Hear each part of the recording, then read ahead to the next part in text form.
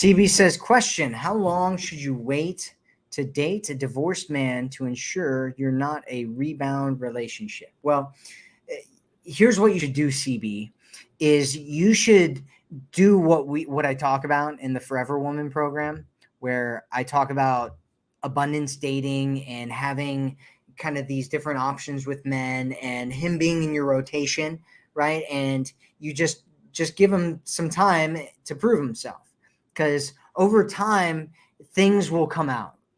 Like this happens with everybody.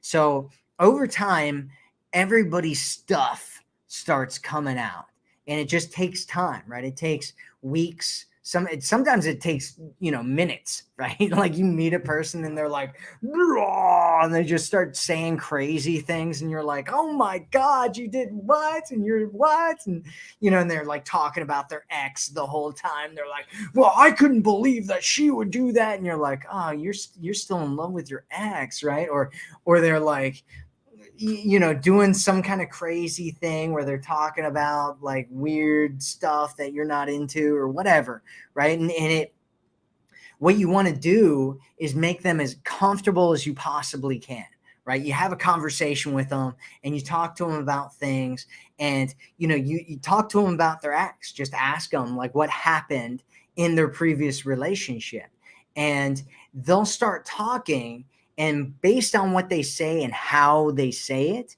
will tell you what's going on.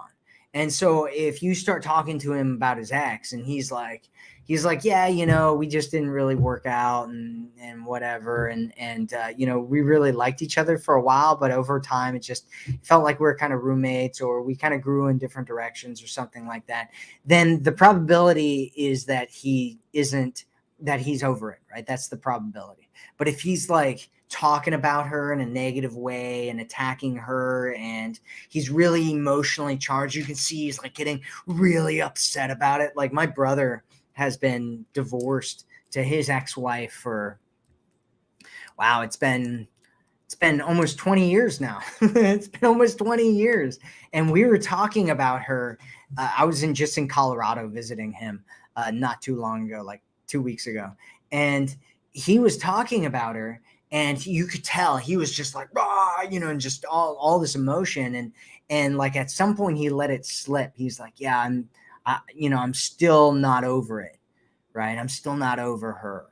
And, you could just tell by what he was saying without even saying that he wasn't over her, because he was so emotionally charged about it. And people only get emotionally charged about something that they really care about, that they're really interested in, right? There's only an emotional charge there if there's a reason for that emotional charge. And that emotional charge, usually around an ex, is frustration that it didn't work out, and difficulties because they didn't feel like they're enough, and all this stuff. And so that's that connection that they still have to their ex. And so you just want to talk about those things, and he'll let them slip, right? He'll let it slip at some point over time.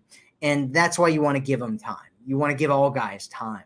And the more you give guys time, and my suggestion, the best case scenario is, I was just talking to a friend of mine yesterday about this, is the commitment swap. I call it the commitment swap, where you don't get physically intimate with him until you swap commitment.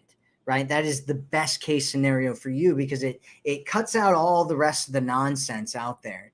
But you also want to give it some time to find out what's going on with him. And he should give it some time too, because you probably have things that come up as well. And you both want to find out about each other's things before you totally like commit to being in a real relationship long-term with each other. Does that make sense? That should make sense to you, hopefully. Hopefully that makes sense.